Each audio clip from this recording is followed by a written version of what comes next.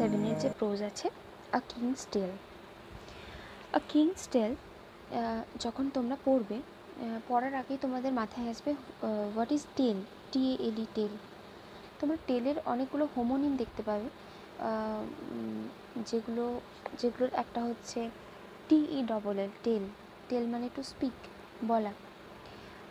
আরেকটা আছে TAIL টেল, যার অর্থ হচ্ছে লেজ। আর এইটা হচ্ছে কাহিনী, এই টেল TALE টেল এর অর্থ হচ্ছে কাহিনী। তো কাহিনী কি একটু পরিষ্কার করে বলছি তোমাদের।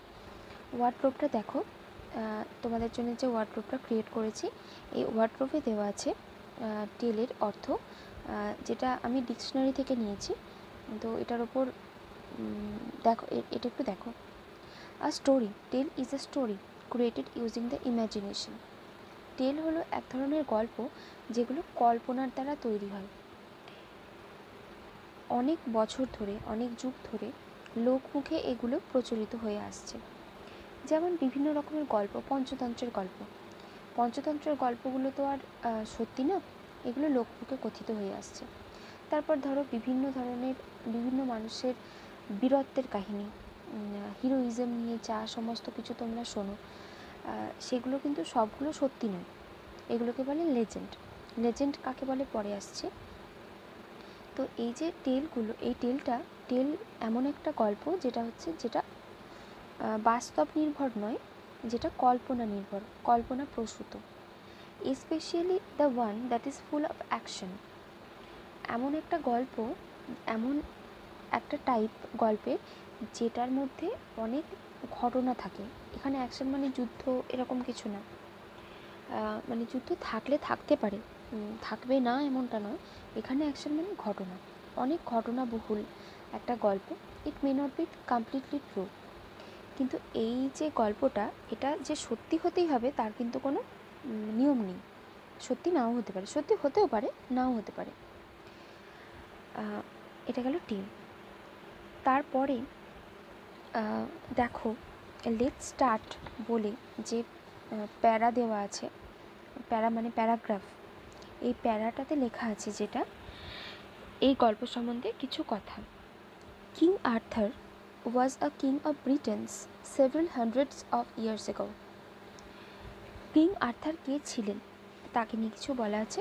কিং আর্থার কয়েকশো বছর আগে ব্রিটেনের রাজা ছিলেন। ব্রিটেন মানে গ্রেট ব্রিটেন, যেটা ইংল্যান্ডে। গ্রেট ব্রিটেনের রাজা ছিলেন অনেক বছর আগে, মানে কয়েকশো বছর আগে। He was a very popular and brave king. তিনি ছিলেন একজন খুব জনপ্রিয় এবং সাহসী রাজা। There are many legends about him. তার সম্বন্ধে অনেক লেজেন্ডস আছে। এবার তোমাদের যেটা বলেছিলাম যে লেজেন্ডস নিয়ে পরে বলছি। দেখো, টেলের নিচেই লেখা আছে ওয়ার্ডরোবে লেজেন্ড। লেজেন্ড কথার অর্থ হচ্ছে, এটাও আমি ডিকশনারি থেকে এক্সট্রাক্টেড এটা, a story from ancient Times about people and events that may or may not be true, this type of story. তো এই ব্যাপারটাও ওই টেলের মতোই, যে লেজেন্ডও হচ্ছে এক প্রকারের গল্প, আর story from ancient times. Ancient কথার অর্থ হচ্ছে প্রাচীনকালের গল্প।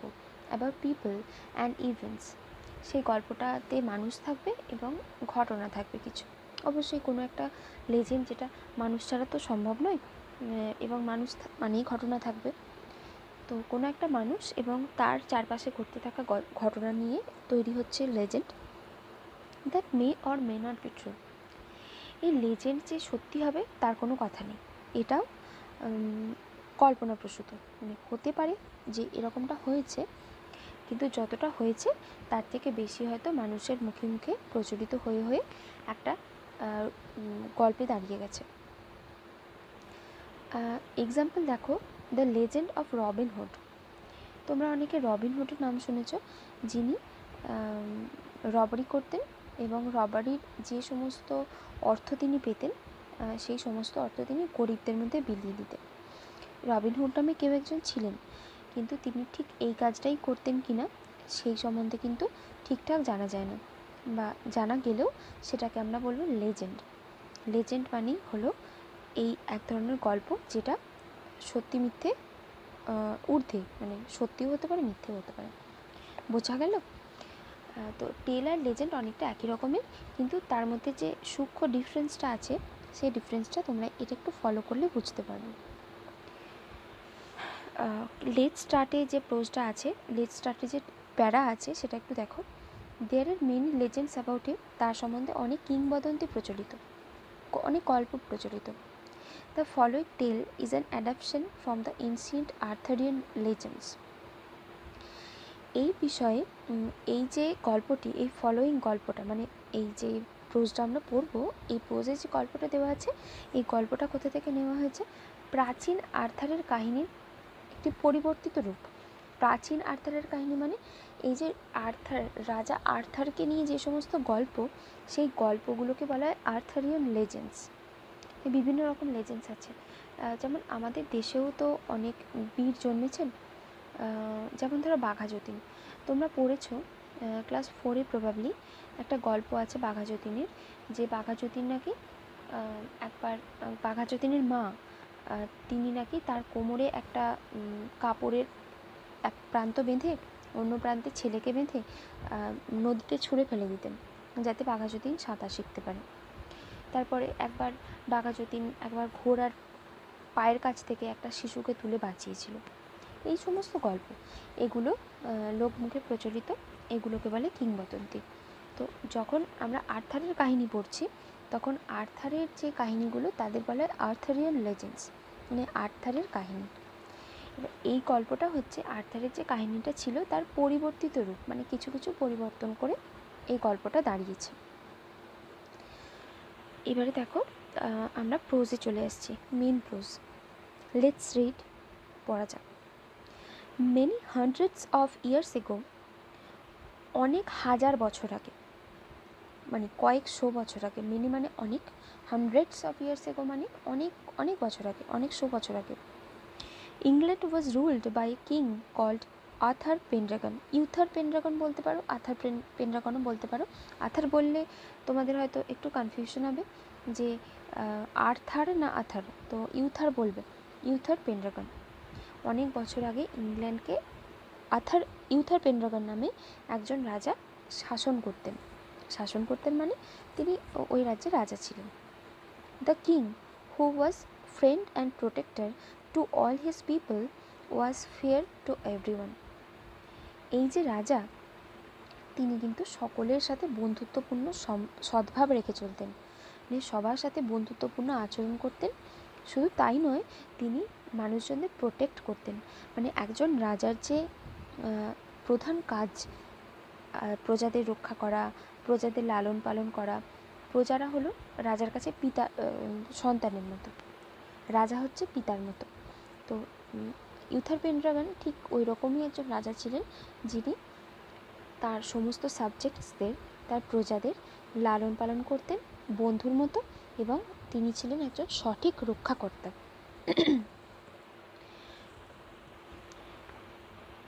And was fair to everyone, he was fair to everyone, মানে তিনি সবার সাথে ন্যায় বিচার করতেন, কখনো পক্ষপাতিত্ব করতেন না।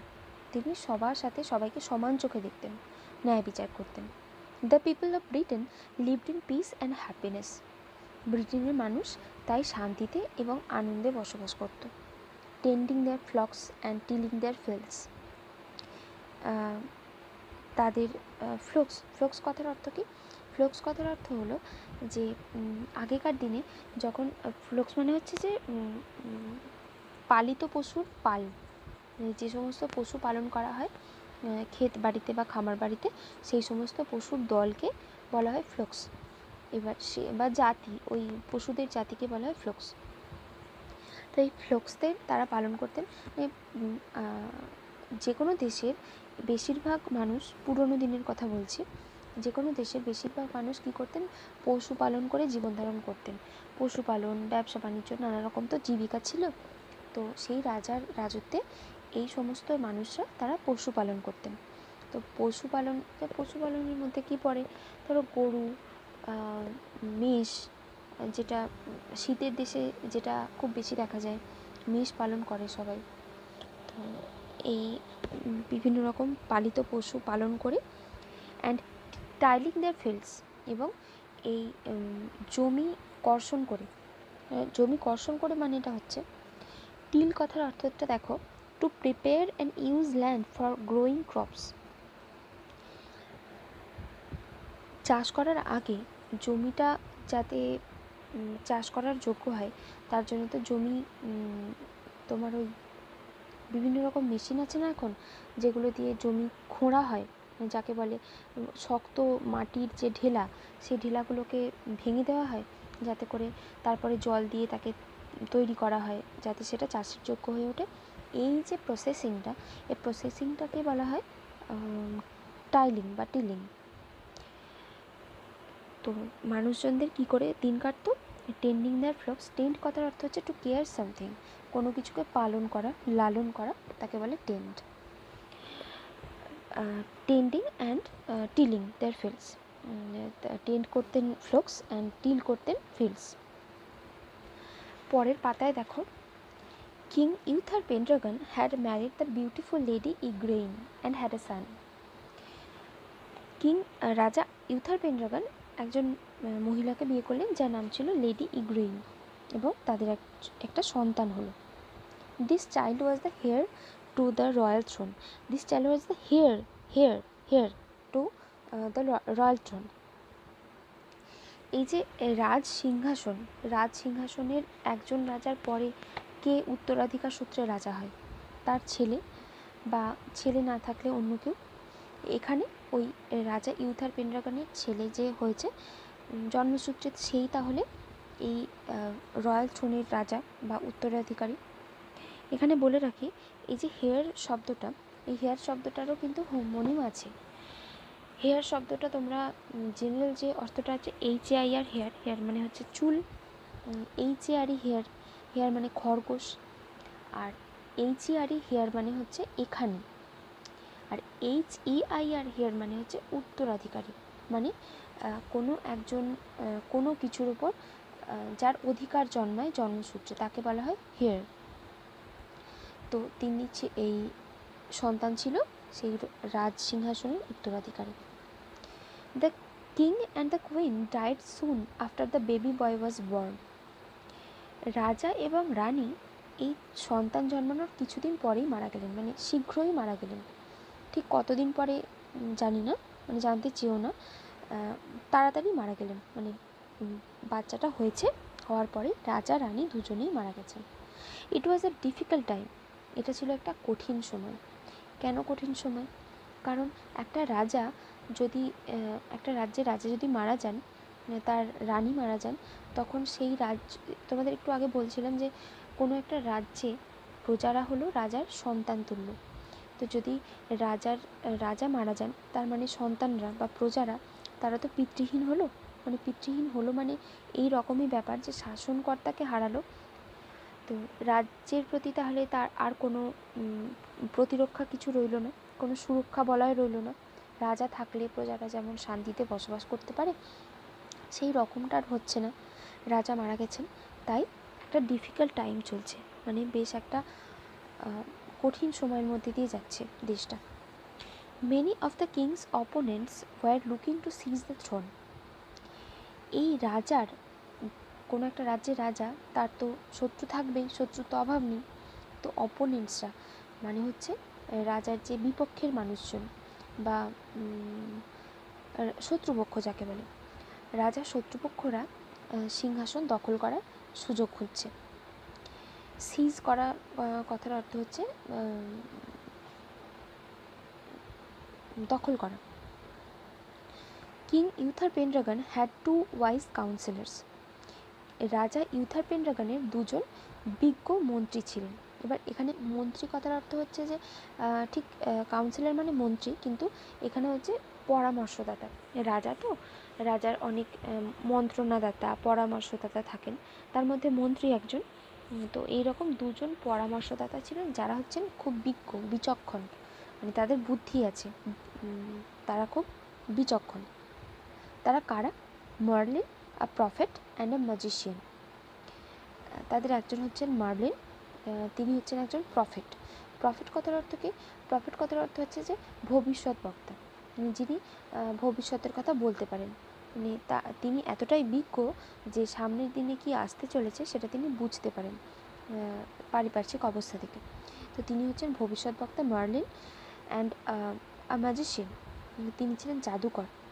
And the brave knight sir Ulfius, এবং একজন সাহসী নাইট যিনি হচ্ছেন উলফিয়াস। নাইট কথার অর্থ কি?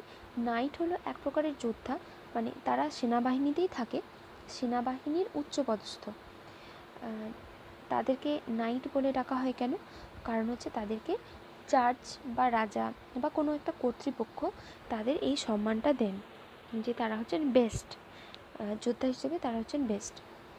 তোমরা একটা ছবিও দেখতে পাবে যে তখনকার দিনে যোদ্ধারা কীরকম ধরনের পোশাক পরতো, এরকম আর কি।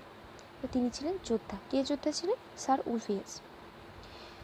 দে were greatly trusted by the royal family.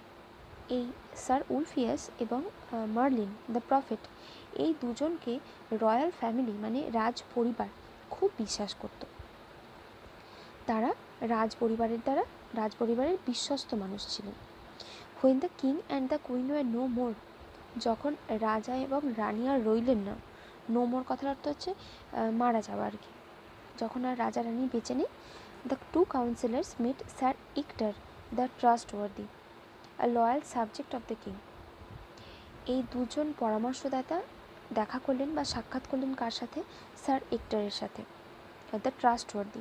এখানে ট্রাস্টওয়ার্দি কথার অর্থ হচ্ছে that you can rely on to be good honest, এমন একজন মানুষ যার উপর ভরসা করা যাবে। রিলাই মানে হচ্ছে বিশ্বাস স্থাপন করা যাবে, এবং তিনি খুব ভালো হবেন, খুব সৎ হবেন এবং পরামর্শ দিতে পারবেন ভালো, এরকম মানুষকেই বলা হয় ট্রাস্টওয়ার্দি, যাকে বলা হয় বিশ্বাসভাজন। এই যে স্যার ইক্টার, ইনিও কিন্তু রাজ পরিবারের একজন বিশ্বস্ত মানুষ। Loyal subject of the king. Loyal subject মানে প্রজা, এখানে সাবজেক্ট মানে হচ্ছে রাজার বিশ্বস্ত মানুষ। লয়াল সাবজেক্ট মানে রাজার একজন বিশ্বস্ত মানুষ। স্যার ইক্টার। অনেক কোল্ড অ্যান্ড উইন্ডি মিডনাইট, একটা হিমেল ঝোড়ো রাতে, হিমেল মানে হচ্ছে ঠান্ডা একটা ঝড়ের রাতে, মধ্যরাতে তারা দেখা করলেন। তোমাদের বলে রাখি যে এই যে স্যার উলফিয়াস, স্যার ইক্টার, এই জিনিসগুলো নিয়ে যেন কনফিউজড হয়ে না, দুটো নাম আলাদা আলাদা করে পড়ে রাখবে, এবং যখন লেখার যদি এরকম কোনো কোয়েশ্চেন আসে যে who was the trustworthy to the royal throne, trustworthy কে ছিলেন, who were the two counsellors, তখন দুজন কাউন্সিলরের নাম, এই দুটো, এই উলফিয়াস এবং স্যার ইক্টার, এদের মধ্যে যেন গণ্ডগোল না হয়, একটু ভালো করে পড়বে। পরে আসছি। They placed in his hands a baby wrapped in a scarlet cloak. Scarlet ক্লোকের ছবি দিয়ে রাখছি, দেখে নিও যে ক্লোক কথার অর্থ হচ্ছে মাথা থেকে পা পর্যন্ত ঢাকা থাকবে এমন একটা বস্ত্র। স্কারলেট কথার অর্থ হচ্ছে রেড, মানে একটা লাল রঙের একটা ক্লোককে মোড়া, ক্লোক মানে একটা পোশাক বললাম, যেটাতে একদম পুরোটা মুড়ে আছে বাচ্চাটা, এরকমভাবে তাকে ওরকম মুড়ে একটা বাচ্চাকে তারা দিলেন তার হাতে, মানে স্যার ইক্টারের হাতে দিলেন। কে না? Sir Ulfius. বইতে যে ছবিটা দেওয়া আছে দেখতে পাবে যে স্যার উলফিয়াস দিচ্ছেন, স্যার উলফিয়াস না, মার্লিন দিচ্ছেন স্যার ইক্টারকে, বাচ্চাটাকে দিয়েছে। মার্লিন সেড, দিয়ে কি বললেন Merlin? We order you and your wife to bring up this child as though he were your own son. We order you, আমরা তোমাকে আদেশ করছি, অ্যান্ড ইউর ওয়াইফ, তোমাকে এবং তোমার স্ত্রীকে, two bring up this child, এই বাচ্চাটিকে বড় করতে, লালন পালন করতে। ব্রিং আপ কথার অর্থ হচ্ছে লালন পালন করা। As though he were your own son, এমনভাবে লালন পালন করবে যেন এটা তোমাদের নিজেদের সন্তান, নিজেদের পুত্র সন্তান। The boy is to be called Arthur, sir Ulfius shed.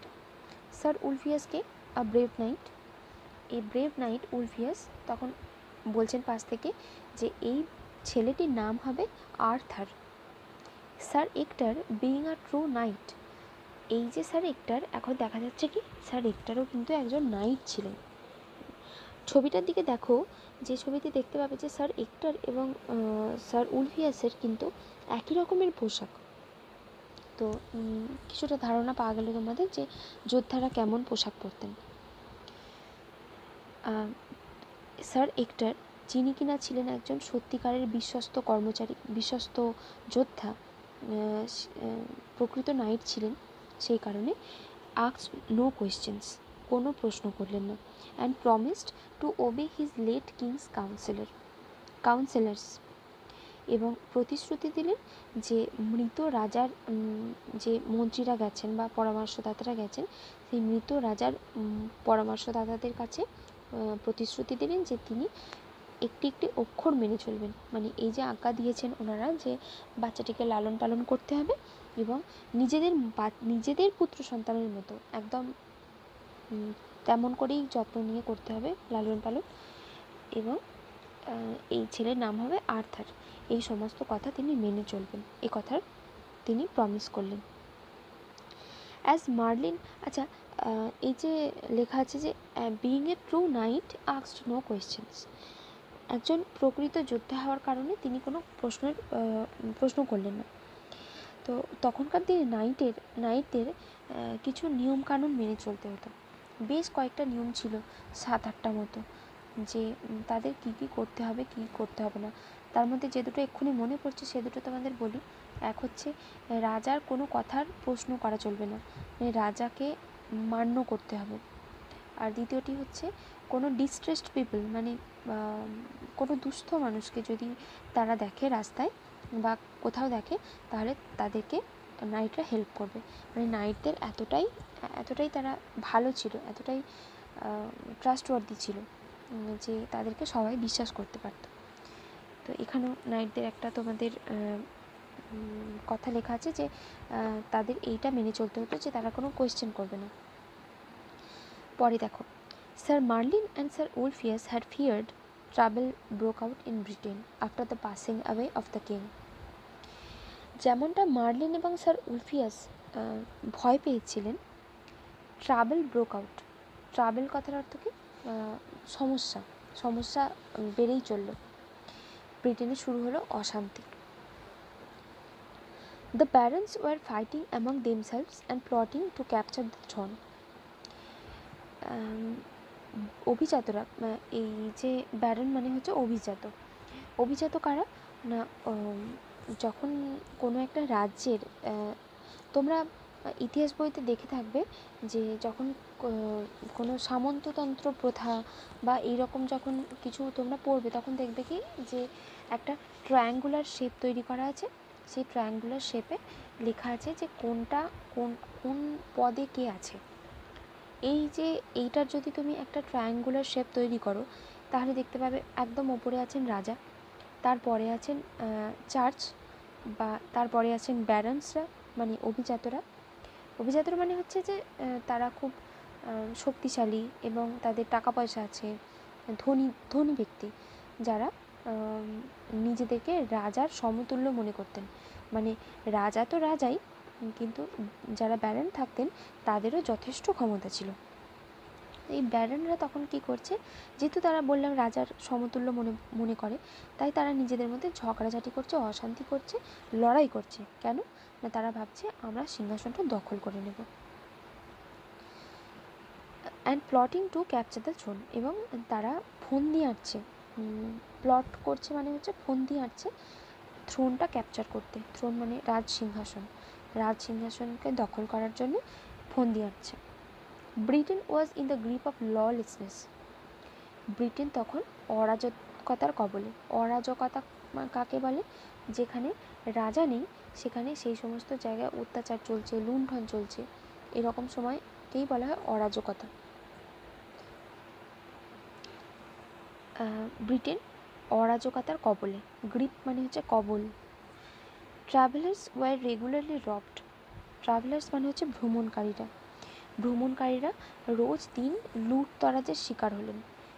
লুটতরাজ মানে রব মানে বুঝতে পারছো, ডাকাতি করতো, মানে রাস্তায় রাজা তো নেই, তো সেই সুরক্ষা বলয়টাও আর নেই, সেই সার্কেলটা নেই, তো সেই সার্কেলটা নেই বলে যখন তখন যখন এই জায়গা থেকে অন্য জায়গায় ভ্রমণ করছে কেউ, এখনকার মতো তো আর বাস ট্রেন ছিল না, তখন পায়ে হেঁটে ভ্রমণ করতে হতো, বা হয়তো কোনো পশুকে বাহন হিসেবে নিয়ে গেল।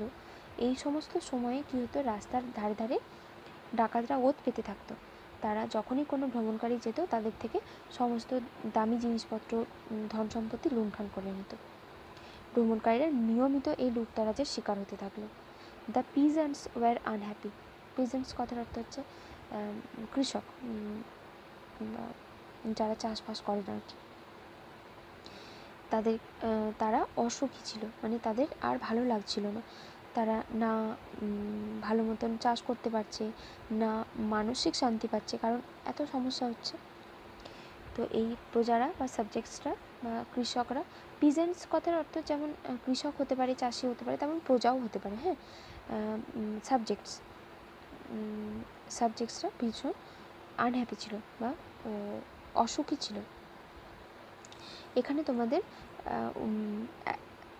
এই প্রশ্নটা শেষ হচ্ছে, এই পার্টটা শেষ হচ্ছে, পার্ট 1টা। এই টেলটাতে 3টে পার্ট আছে। এই টেলটা এখানে শেষ হচ্ছে, এই পার্টটা এখানে শেষ হচ্ছে।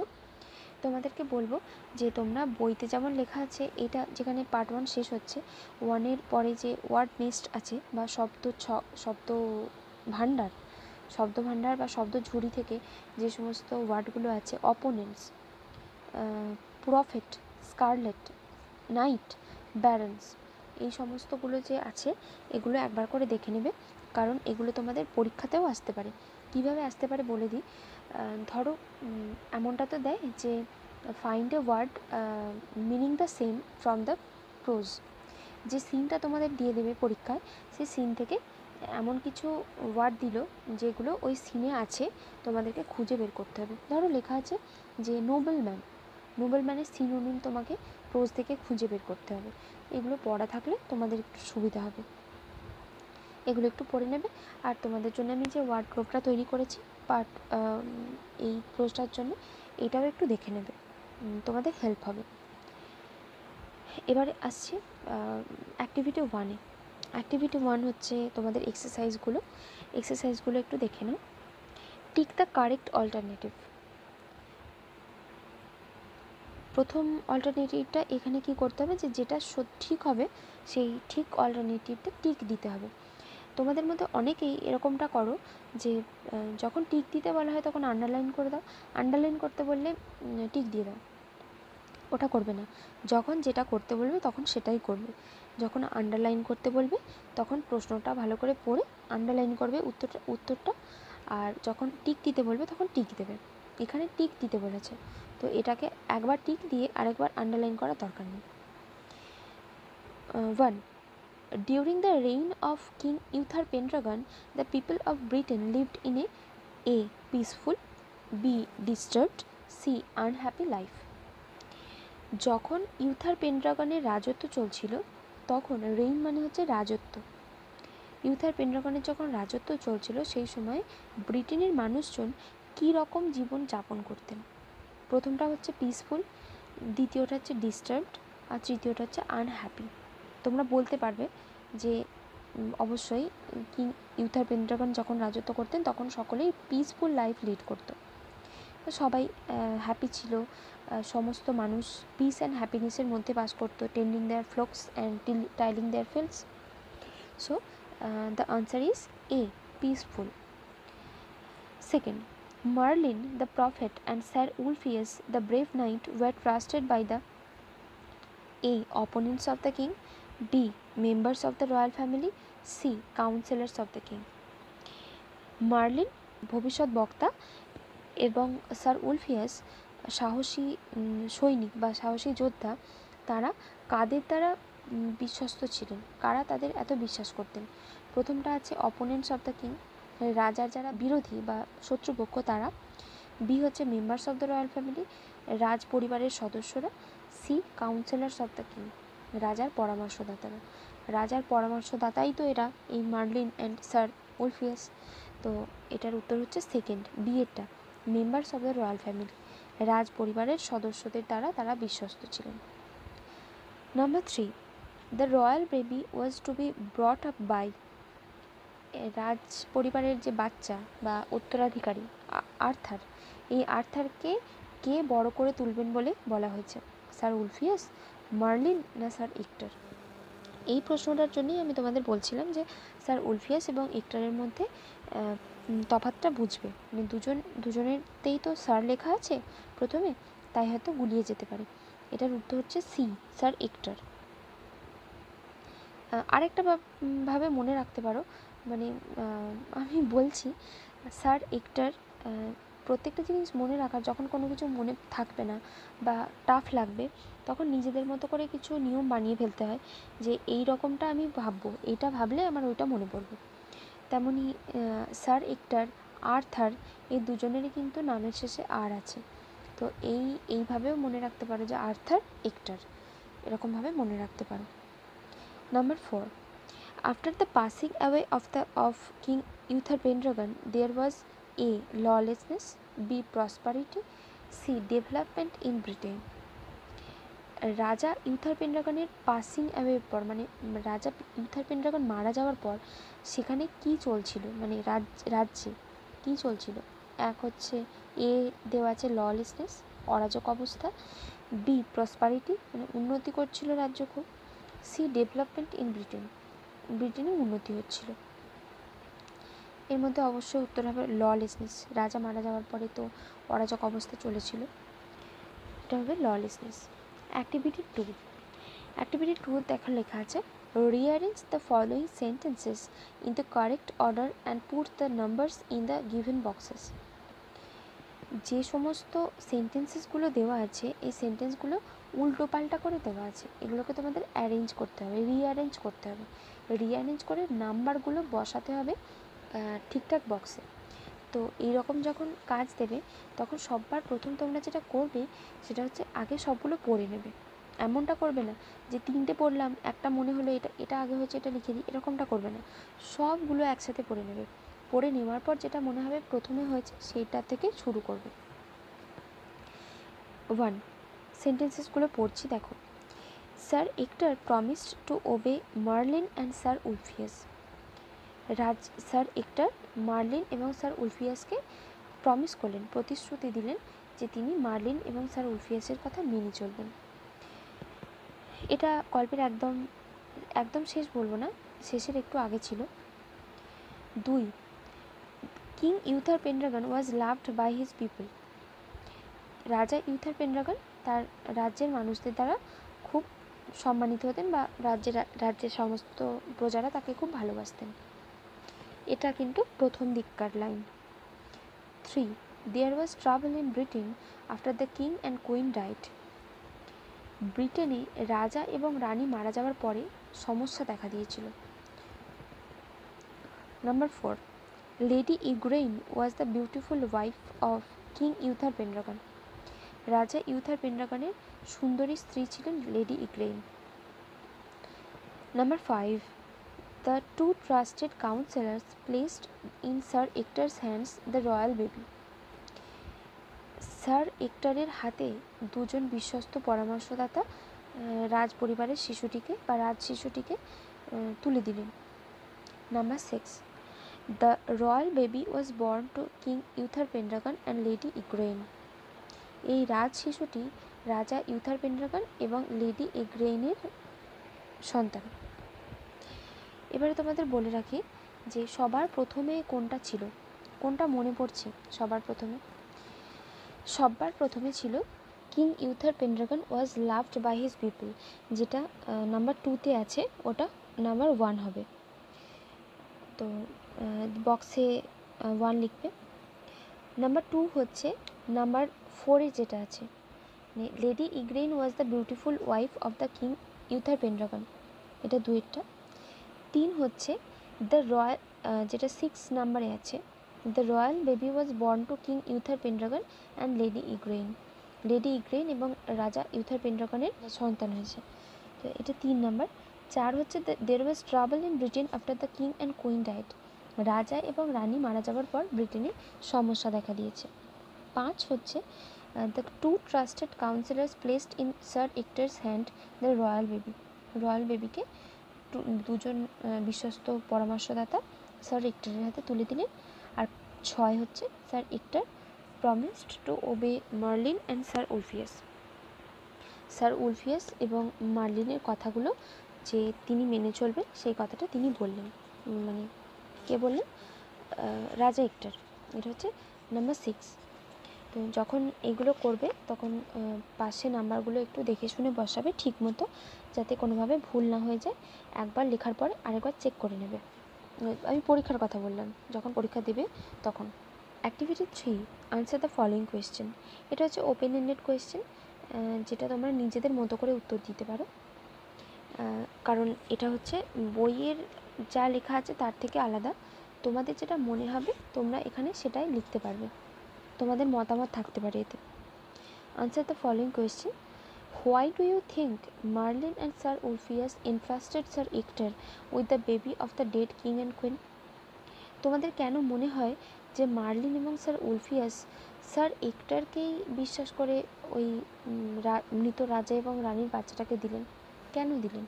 কেন মনে হচ্ছে যে ওনাকে দিয়েই ঠিক কাজ হয়েছে?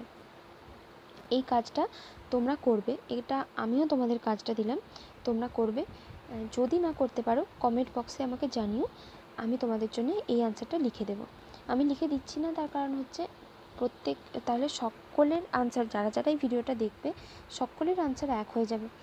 কারণ এটা তো ওপেন এন্ডেড কোয়েশ্চেন, অন্য কোয়েশ্চেনগুলোর হয়তো উত্তর একই হবে, সকলের এক হবে। অ্যাক্টিভিটি 2 এর আনসারগুলো যেমন সকলের এক হবে, কিন্তু এই যে অ্যাক্টিভিটি 3টা এটা ওপেন এন্ডেড, তো সেই কারণে আমি দিতে চাইছি না। তাও তোমাদের যদি মনে হয় যে তোমরা করতে পারছো না, তখন আমাকে কমেন্ট বক্সে জানিও, আমি তোমাদের জন্য এই কোয়েশ্চেনের আনসারটা লিখে দেব। যদি এটা ছাড়া, এই অ্যাক্টিভিটি 3 এর কোয়েশ্চেনটা ছাড়া প্রোজ সম্পর্কিত কিছু কোয়েশ্চেন থাকে তোমাদের, তাহলে সেটাও আমাকে জানাবে, আমি তোমাদের উত্তরগুলো দিয়ে দিতে চেষ্টা করব। পার্ট 2টা বা প্রোজের যে সেকেন্ড পার্টটা, সেই সেকেন্ড পার্টটা তোমাদেরকে আমি পড়াবো। এই পার্টটা, এই ভিডিওটা এখানে এন্ড করছি। তোমরা সকলে ভালো থেকো, পড়াশোনা করো, কোনো সমস্যা হলে আমাকে জানিও কমেন্ট বক্সে।